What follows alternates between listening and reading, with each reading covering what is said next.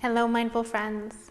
Today we're going to be talking about love and how when we focus on just loving self, loving others, loving our planet and our world, that it brings so much peace into our own lives, so into our being, but then also creates peace out in the world around us.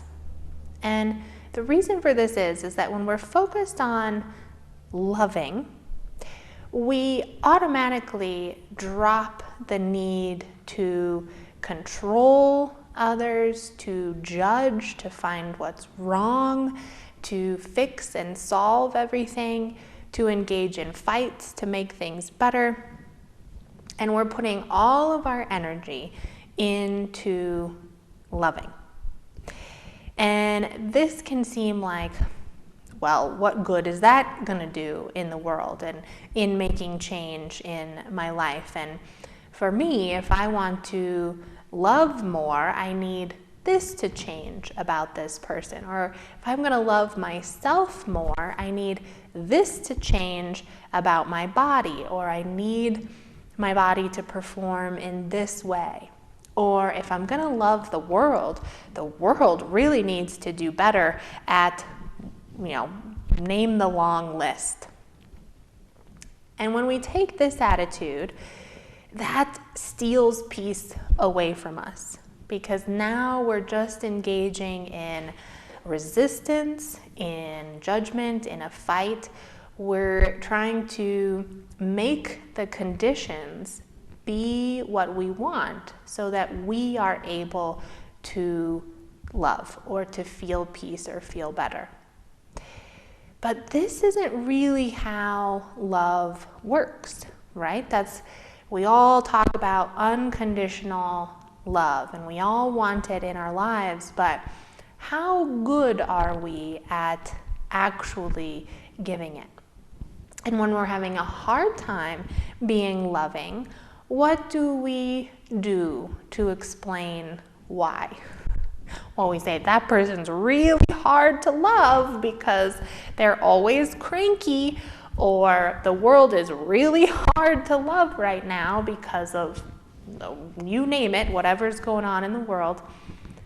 And we never own the fact that we are choosing to engage in the judgment and the resistance rather than the love. And we place all the reasons why we can't love on everything outside of ourselves.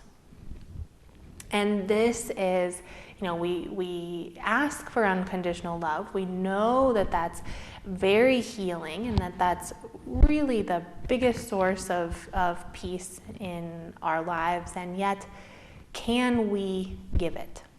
Can we give it to our planet, to humanity, to the world around us? And I'm here to tell you it's really hard to do. But that doesn't mean that we can't put our focus on making an effort, put our intentions there and try it out a little bit each day to practice that unconditional love. And in that practicing and in feeling that and generating that, we'll start to experience some of the peace that it brings us. So let me kind of show that shift and what that would be like. We can take it towards self. So we say, unconditional love is so important, I would love to receive it.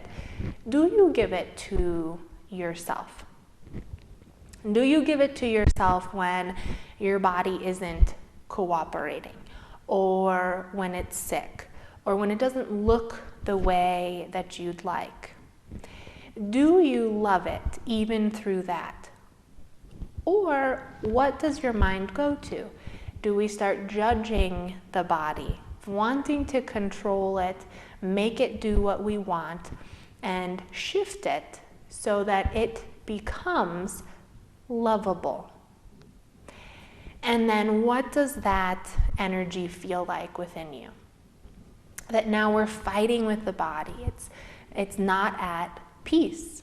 It feels unloved, and you can feel this within yourself. Of when your body feels unloved or you're not generating love for self, it aches, it hurts, it creates pain within you. And so when we notice that, we say, well, can I bring love here? And where that would be is, instead of looking at what's wrong with the body and saying, body, you need to change in this way before I can love you, say, I love you now. I love you now in what you are and what you're experiencing. Even if you're not perfect, I can love you in this too. And when we do that, it stops that resistance in that fight. And we think, well, then change isn't going to happen. My body's not going to become more lovable by me loving it right now. But when you love your body now, you feed it that energy now, it builds this relationship of cooperation, of feeding the good. And when the body feels good and it feels loved, it automatically wants to engage in things that are of that higher frequency. So it wants to start eating better. It sleeps better. It rests better. It even performs better.